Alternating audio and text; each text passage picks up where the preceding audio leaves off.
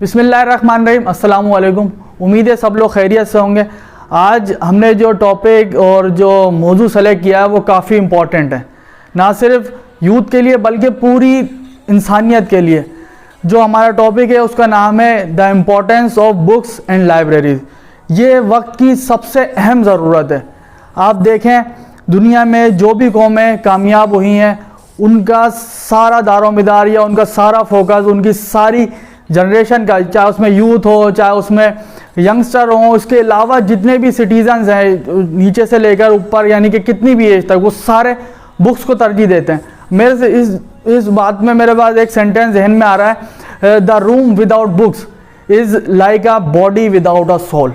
یعنی کہ اگر کوئی روم ہے اس میں کوئی کتابیں موجود نہیں ہیں وہ ایسا ہی ہے جیسے باڈی بغیر روح کے. تو آپ دیکھیں دنیا میں جتنی بھی قومیں کامیاب ہوئی ہیں انہوں نے تعلیم کو, بکس کو ترجیح دی ہے. ابھی ریسنٹلی کووڈ-19 کی وجہ سے جو سب سے زیادہ نقصان ہوا ہے کسی بھی قوم کو یا پوری دنیا کو, پوری انسانیت کو, وہ تعلیم کا لاس ہوا ہے. تو آپ دیکھیں, اور جیسے نبی کریم صلی اللہ علیہ وسلم نے بھی فرمایا تھا کہ education, knowledge of education sake importance for every Muslims. یہ احادیث مبارکہ ہے. اس سے ہی پتہ چلتا ہے کہ مسلمانوں کے لیے علم کی اور کتاب کی کتنی اہمیت ہے. اب آپ اس کے علاوہ دیکھیں جو دنیا کے بڑے بڑے لیڈران ہیں, بڑے بڑے جو کامیاب لوگ ہیں, بڑے بڑے انٹرپرینورز ہیں, جو بڑے بڑے بزنس مین ہیں, کاروباری طبقہ ہے, وہ سارے تعلیم کو ترجیح دیتے ہیں, بکس کو ترجیح دیتے ہیں. اب آپ بل گیٹس کی مثال لے لیں جو دنیا کا امیر ترین آدمی میں اس کا شمار ہوتا ہے. اس کی وجہ وہ دن میں روز 5 گھنٹے اسٹڈی کرتا ہے. مارک زکربرگ جو ہم استعمال کرتے ہیں فیس بک, جو اس کے فاؤنڈر ہیں, وہ بھی 2 ویک میں کم از کم 1 کتاب کو ختم کرتے ہیں. اب یہ امپورٹنس کیوں ہے؟ اس کی وجہ یہی ہے کہ کامیاب ہونے کے لیے آپ کو بکس کو ترجیح دینا پڑے گی. اپنے رومز میں بکس کے شیلف بنوانے پڑیں گے, اس سے علم حاصل کرنا پڑے گا آپ کو. ایک میرے کو ذہن میں یہی بات آتی ہے کہ انسان کا جو سب سے بیسٹ فرینڈ ہے وہ کتاب ہے. حکمت سے آپ کو معلوم ہوتا ہے کہ آپ کو جو بات ہے کیا کرنی ہے, اور علم سے آپ کو معلوم ہوتا ہے وہ بات کب کرنی ہے. تو آپ دیکھیں جتنے بھی مسلم سائنٹسٹ گزرے ہیں 12 سینچریز یا اس سے آگے کے جتنے بھی مسلم سائنٹسٹ گزرے ہیں, موسیٰ الخوارزمی, جابر بن حیان, ابن سینا, ان سب نے بکس کو ترجیح دی ہے, تعلیم کو ترجیح دی ہے. اس کی وجہ یہی ہے کہ قوموں کی ترقی کا دار و مدار, اس کی پراسپیرٹی کے, اس کے پروگریس کے, اس کی پیس کے لیے بکس کی کافی امپورٹنس ہے.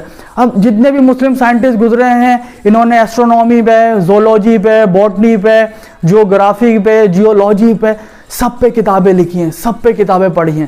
تو میری آپ سے اپیل ہے اور آپ سے گزارش ہے کہ بکس کو امپورٹنس دیں. تعلیم ہماری بہت پیچھے جا رہی ہے. نہ میں صرف کسی کمیونٹی کی, کسی سیکٹ کی بات نہیں کر رہا, میں پوری انسانیت کی بات کر رہا ہوں. ہمیں اگر ترقی کرنی ہے, معاشرے میں اپنا لوہا منوانا ہے, تو ہمیں چاہیے کہ ہم تعلیم کو ترجیح دیں, بکس کو ترجیح دیں, اس کو ریڈ کریں, اس پر عمل کریں. اس پہ میرے کو ایک شعر بھی یاد آ رہا ہے کہ عمل سے زندگی بنتی ہے, جنت بھی جہنم بھی, یہ خاکی اپنی فطرت میں نہ نوری ہے نہ ناری.